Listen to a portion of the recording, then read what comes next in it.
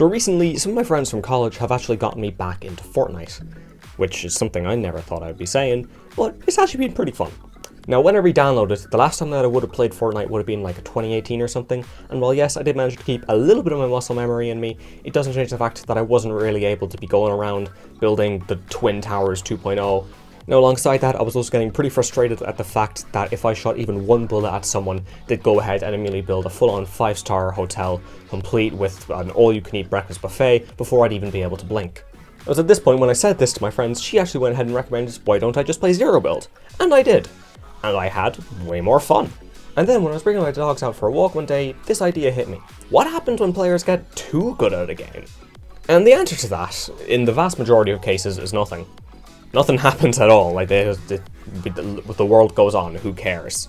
Crazy, I know, but what about the cases where a change does happen? And well, we may as well continue with the Fortnite example, considering we're already here. A while back, Fortnite introduced Zero Build as just a temporary game mode, but it ended up being so popular that they decided to keep it, because players were just getting way too frustrated with the building of the game. Because building was never a core part of Fortnite at all. The main focus of Fortnite was always, drop in, number 1 victory royale, 10 kills on the board right now, whatever the fuck. The goal was never to be going around building full-on establishments and just creating God even knows what kind of monstrosities in the air after people decided to go ahead and shoot you even once.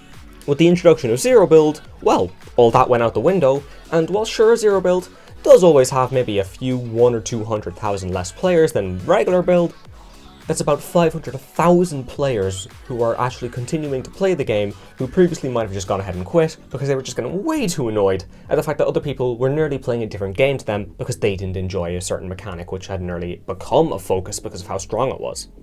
A lot of companies will go ahead and just balance out the mechanic. They do something to make building weaker or maybe something to make anti-building stuff better, but Epic just said, you know what, let's just get rid of it and see what happens. So when players get too good at a game or a specific mechanic in a game, sometimes the best course of action is to just straight up axe the mechanic, or at least provide a different mode where it is axed. There's another game that's used this axing of a mechanic before, or in this case they added the mechanic of an axe. So let's take a look at the Minecraft 1.9 update. Now, I have never been a Minecraft PvP player, I am more of a redstoner myself, but I can certainly speak for a lot of the players, both of that time and even to this current day when I say, yeah, no one liked this. Well, Fortnite removed a mechanic that players were so good with it caused frustration. Minecraft, well sure, people were really good at pre-1.9 combat, but it's not like they were trying to balance the game, nor did anything pre-1.9 combat did annoy anyone, they just got rid of it for the sake of getting rid of it. We've seen what happens when players are too good and action is taken, but what about the vast majority of cases where nothing is changed at all?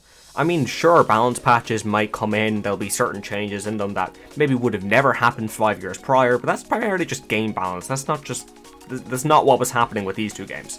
Pretty much in all the games where nothing happens, you're just going to have players left to their own devices, and well, it's left at that. You'll certainly have moments where the skill floor of a game gets raised tremendously, resulting in a game that's way too hard for new players to get into. I mean, look at fighting games, especially the scenes that have been around for decades like Smash Melee or even early Street Fighters. Even with games that still get updated like League, well, since player skill is up, new mechanics get added with more and more complexity, and if I were to talk about the difficulty of getting into League of Legends, we'd be here all day. Another result tends to appear in Ranked a lot more than anywhere else, with a lot of games adding new ranks as they go on, with stuff like Emerald in League of Legends, Ascendant in Valorant, Champion in Overwatch, all just as methods to deal with things like ranked inflation. Now, it could be argued that ranked inflation is a result of players overall getting better, the platinums of today are the diamonds of 5 years ago and so on, but a lot of the time these rank changes just happen because the MMR system is weird, so it's definitely a lot more of a case-by-case basis. I've got one final example, although it is both a little bit loose and we're going to have to take a bit of a time traveling trip for this one, back to Overwatch in roughly 2016 to 2018 type of era, where pretty much for the entirety of that, there was the general consensus that Widowmaker was horrendous. And don't even get me started on Hanzo. Now, I do want to say it can definitely be attributed to the fact that Dive was much more central in and around this time, if we ignore Briggs' release, and you can kind of just see where I'm going with this. Sure, at that moment, Widow was kind of weak, but she wasn't any different than she was a few years later, where she became the strongest and most frustrating character in the game, spawning constant debate and like 12 Saito rants, but I'm not getting into those at the moment. I honestly just say what ended up happening was players just got better at both shooting heads on the diving characters and also just positioning in general, to the point that Widowmaker's strengths were starting to outshine her weaknesses, especially with some maps that were starting to be added, like Junkertown, which, good god, old Junkertown was like Widowmaker Central. I'm actually pretty happy with the rework that it ended up getting. It pretty much didn't matter what was against a Widow unless it was another Widow, because no one had the range to actually kind of try and take her on. Although I do want to make this very clear just before I start getting yelled at in the comments, it was also definitely just thanks to loads of meta shifts that ended up happening. That is why I said this is a very loose example for a reason. Like, this Widowmaker example was a very weak one, but I did think it was worth mentioning, at least a little, because I did just think it was kind of interesting, but since it wasn't entirely her being absolutely broken, it was definitely attributed at least a little bit to just how good players were at Widowmaker. And there we have it, another video that I just kind of put out together on a whim.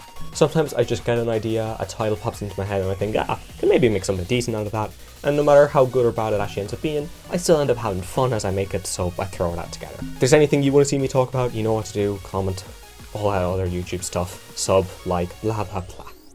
But either way, I'm done for today, so I'll talk to you next time, lads.